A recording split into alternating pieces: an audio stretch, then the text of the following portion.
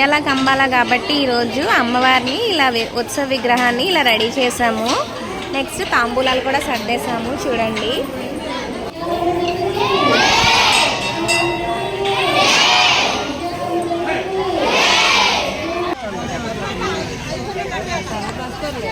మా దోస్తులండి అందరికి అవకాశం ప్రతి ఒక్కరికి పేరు పేరు అందరికి వస్తుంది.